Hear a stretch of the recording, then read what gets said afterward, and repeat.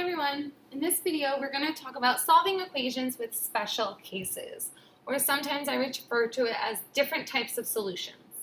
So our learning goal is we are learning to recognize and interpret linear equations that have no solution or infinitely many solutions. Take a look at the two equations shown. What do you notice when you solve each equation? And what do you think it means? I want you to pause the video and solve each equation separately and think about your solution. What happened when you solved the equation? And what do you think it means? Okay, so let's solve the first equation on the left. Same way. 4 times the quantity of x plus 3 equals 4x plus 8. So I'm going to distribute 4 to x and 4 to 3 gives me 4x plus 12 equals 4x plus 8. Okay?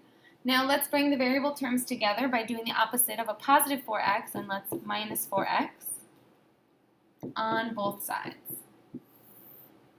4x minus 4x is 0 on both sides. So what's left? Let's bring it down. 12 is equal to 8. Does 12 equal 8? No. Will 12 ever equal 8? No. Okay, let's take a look at the next one. 4 times the quantity of x plus 3 equals 4x plus 8. So let's go ahead and distribute. And I'm left with 4x plus 8 equals 4x plus 8. What do you notice? Let's keep going. Let's eliminate our variable terms by doing the inverse and minusing 4x on both sides. 4x minus 4x is 0. 4x minus 4x, 0. Where did my variable terms go? We canceled them both out, and what's left? 8 is equal to 8. Does 8 equal 8? Yes. So I have two different equations. One makes a true statement, and this one on the left makes an untrue statement. These are the special cases. On the equation on the left, 12 equals 8, that is a false statement. So that means that this equation has no solution.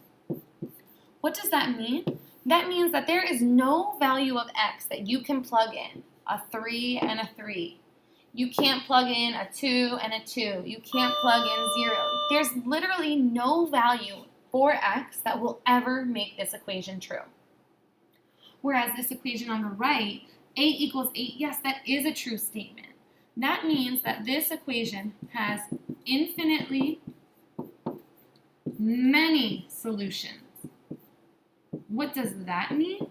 That means that any number I plug in for x, I could put a 3 here and a 3 here. I could put a 2, I could put a 0, I could put a decimal, I could put a fraction. Any number you plug into this equation will make the equation true. Any number. There are infinite solutions. Let's try another example. X plus 8 equals 2 times the quantity of 5/10 x plus 4. Let's go ahead and distribute. 2 times 5/10 x is 1x plus 8 equals x plus 8. Do you notice anything? Let's get our variable terms together by doing the inverse. So 1x minus 1x is 0.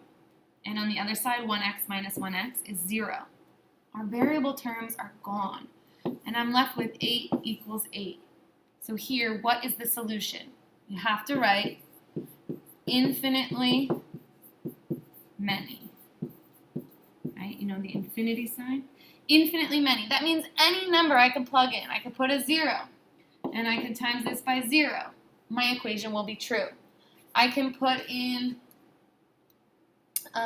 let's put in 3,140 plus 8. This will be, any number you plug in will make this equation true. Let's try another one. 3 times the quantity of 5x plus 2 equals 15. So we're going to go ahead and distribute. 3 times 5x is 15x, plus 3 times 2 is 6, equals 15x. Let's bring our variable terms together by doing the inverse and subtracting 15x on both sides. Again, remember it's really important to show your work. 15x minus 15x, 0. 15x minus 15x, 0. So what's left over here but a big fat 0 is equal to 6. Does 6 equal 0? No. So this we say there is no solution. No value of x will ever make this equation true. So now you live in a world where there are special cases or different types of solutions when we work with equations. You can have one solution.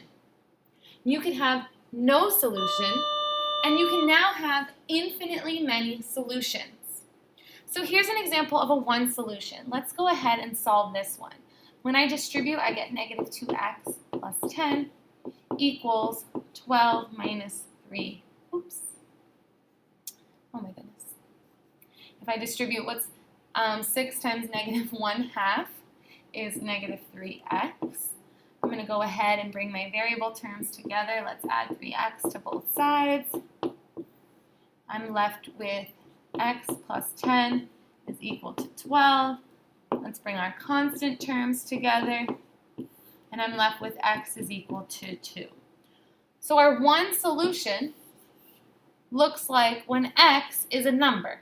Fraction, decimal, whole number, integer, anything. These equations only have one possible solution.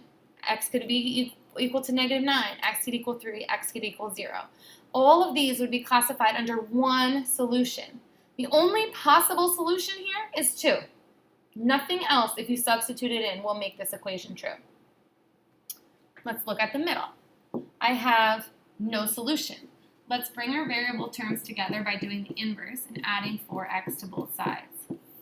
When I do that, my variable terms are gone, and I'm left with 3 equals negative 7. Does 3 equal negative 7? No. So this is when A equals B. That's how we could write it algebraically, meaning two numbers are different and they equal each other. That's not true. So let me erase this as to not to confuse you.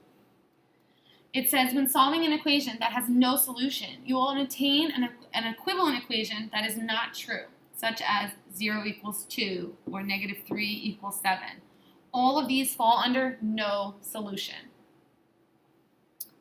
And now the last one is infinitely many solutions. Let's solve this one. I have 6x plus 4 equals, what's 4 times 3 halves? Well, 4 times 3 is 12, divided by 2 is 6x plus 4. Look at this. It's the same expression. You can stop there if you see it, but if you need to keep going to eliminate your variable terms and see that 4 equals 4, this is the same number equals, one number equals the same exact number. So A equals A.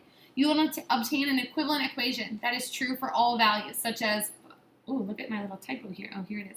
Negative 5 equals negative 5.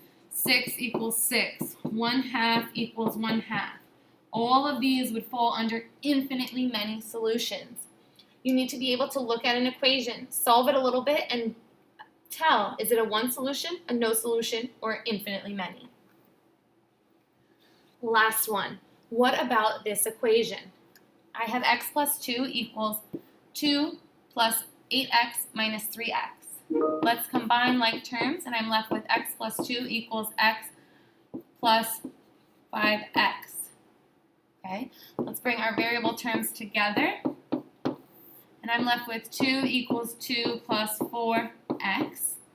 Now let's bring our constant terms together, and I'm left with 4x is equal to 2 minus 2 is 0. I'm going to divide both sides by 4, and I get x equals 0. Is this a one solution, no solution, or infinitely many? X equals 0 is a solution. This is a one solution problem. What tends to happen is when we solve equations and we get 0, we instantly think it's no solution. No, no, no, no, no. Don't think that.